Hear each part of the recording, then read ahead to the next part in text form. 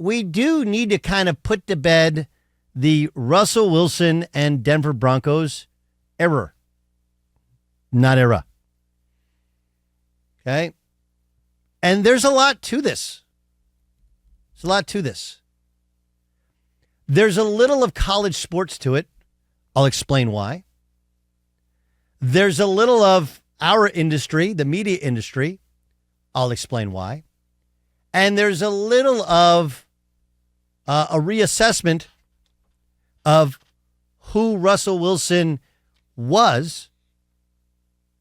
And then we'll get a really good sense of how the rest of the league views him as well. Okay. Here's the college sports element to it. I've talked about this a lot, and you guys tell me if it makes sense.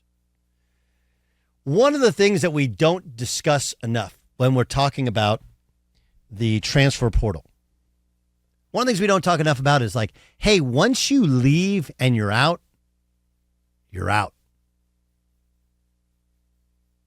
Okay. Now, obviously, people who follow my career know when I left Notre Dame, I didn't leave under great circumstances, and I still do get the Monogram Club emails. That's when you're a letterman, you get the Monogram Club. I'm a letterman from Notre Dame. I'm still on the email list. Hey, I'm still friends with, I think, all of my teammates. Like I can go through. Antony Weiss is a dear friend of mine. He was in my recruiting class. He was in my backcourt with me. He's an assistant coach at Siena. He was at Lehigh. He was at Notre Dame going back to last year. Like, we're still really close. Pat Garrity was our best player. He works for Stadium. We're still good friends. Ryan Hoover was my starting two guard. Hoove works in Kansas City.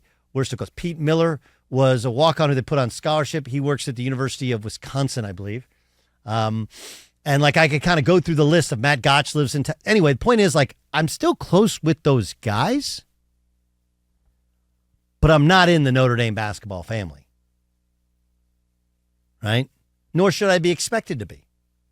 And one of the things we do a bad job of, and that was only 1 year, and obviously there were some circumstances there, like stupid stuff I did that ended up causing my departure. I'm not denying any of that. But the fact is that that's not my alma mater. I went there. I liked it there. Cool place there. I have unbelievable friends from there. But once you leave, like, you're out. Even guys that play 4 years at a place. I mentioned Hunter Dickinson. Played at the University of Michigan. Has a degree from Michigan. Transfers into Kansas. Okay. He's not going to go back to Michigan for alumni games and alumni functions, even though he played there, went there, graduated there. And while he's at KU and a member of KU, like, there's 6-7 months. You're not really a KU guy. I bring that up because it's going to be interesting, the Russell Wilson thing.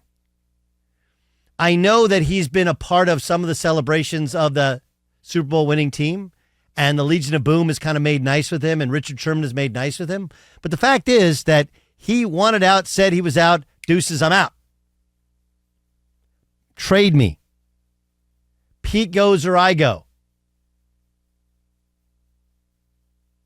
Right? I'll be interested to see, can you ever go home again? Now, Favre ended up being able to go home, but remember, he was in Green Bay for 17 years? Aaron Rodgers spent his entire career there. I think it ended well enough to where everyone said, we're good with this.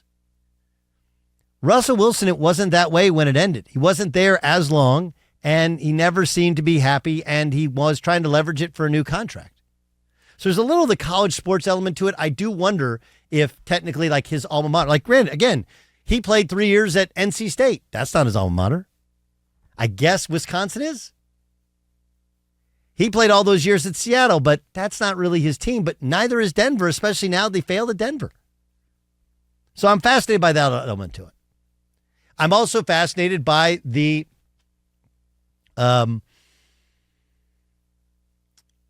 by how it affects his career when his career is over.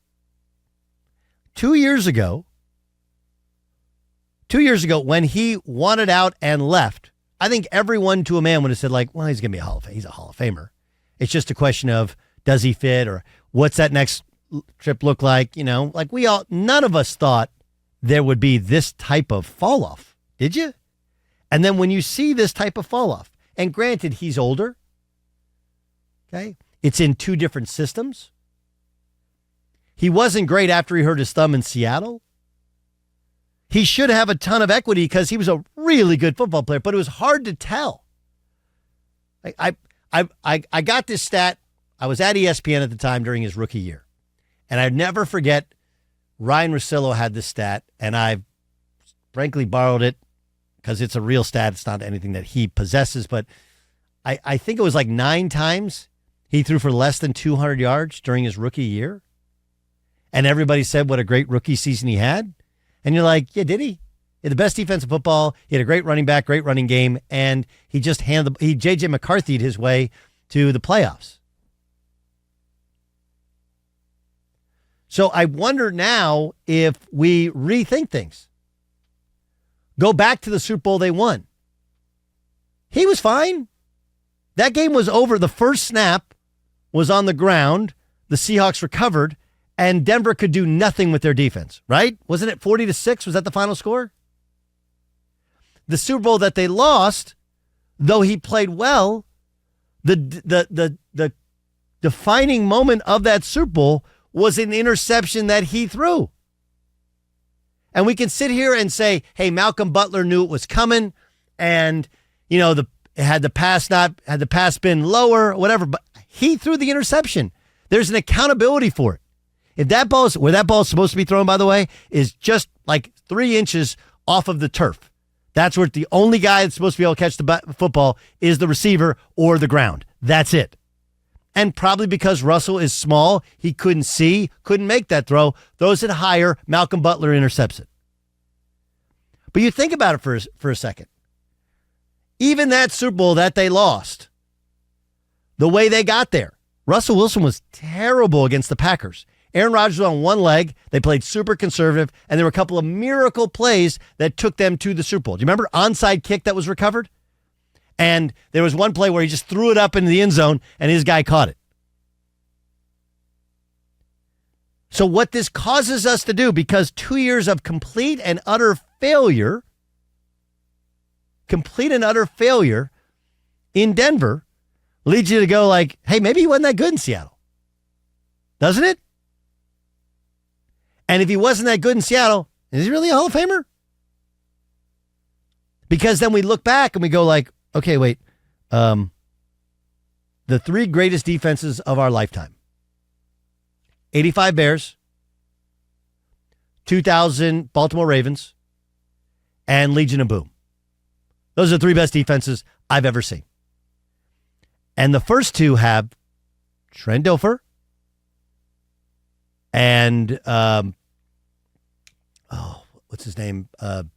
BYU quarterback, Jim McMahon. And Jim McMahon.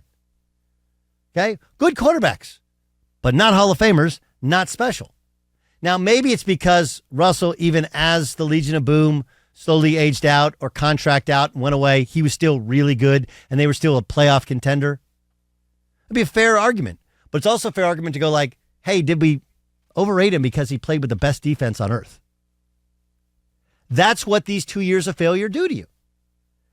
And the last thing, and this is super important, should change how we look at stats.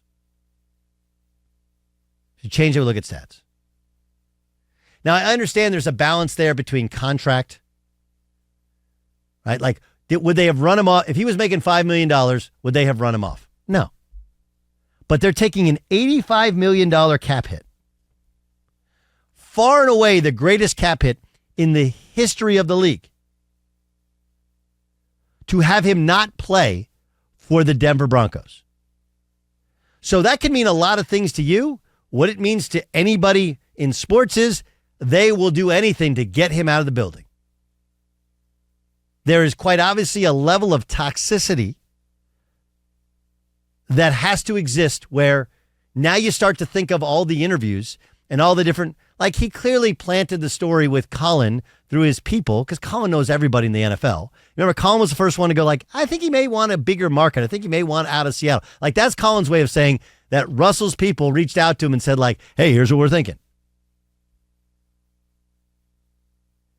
And then even the interview last week, I think I win 2 more Super Bowls. I love Denver. I love the city. Like, you knew you were getting cut. Everybody knew you were getting cut. Why would you do that interview unless you were trying? The same thing happened in the season when they had private discussions about his contract and he chose to not change his contract. And so they told him what was going to happen. And then when they benched him, he goes and has an interview right in the locker room, and starts to tell all the details that he wants out there. I'm telling you what everyone has told me about Russell Wilson feels like it's true, which is he loves that red light. And the red light being the TV red light. And he feels artificial. And nothing that he says is said organically or out of how he truly feels. It's all pre-planned, premeditated, and honestly kind of a media manipulator. And you can look at his stats last year and go, dude, he was okay. He wasn't bad.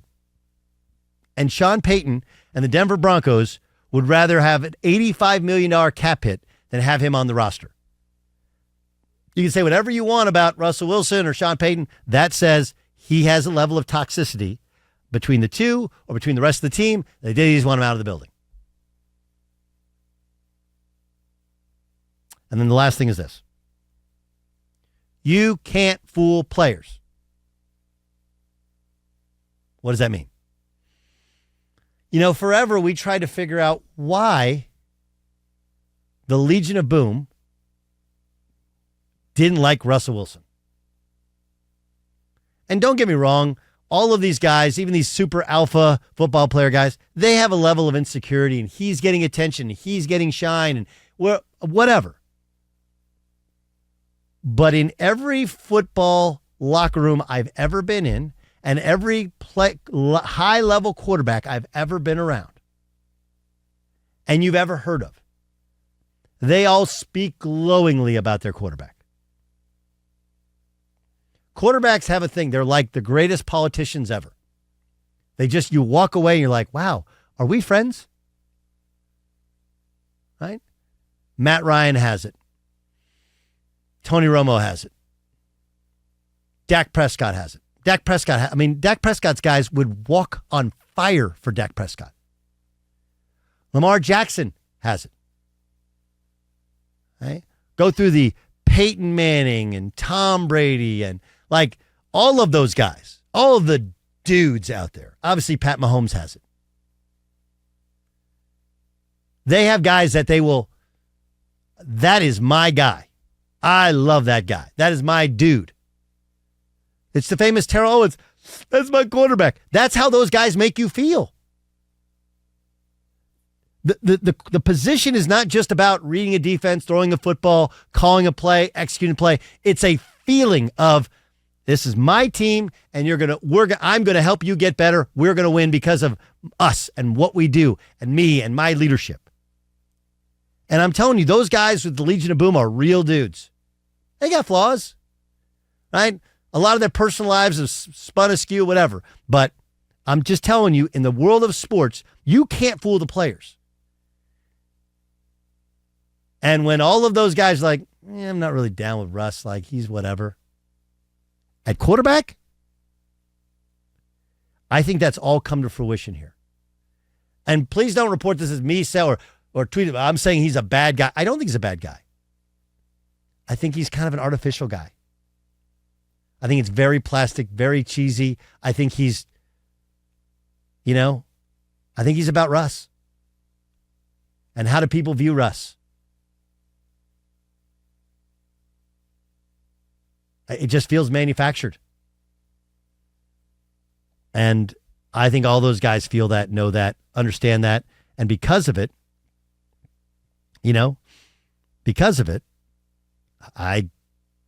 it gives you a completely different view of who he ever was as a player. And look, if the Denver Broncos are wrong on this thing, well, then everybody and their brother who needs a quarterback will try and get him. But when he signs for a couple $1 million, on a team that it doesn't really feel like it's a great fit tells you all you need to know.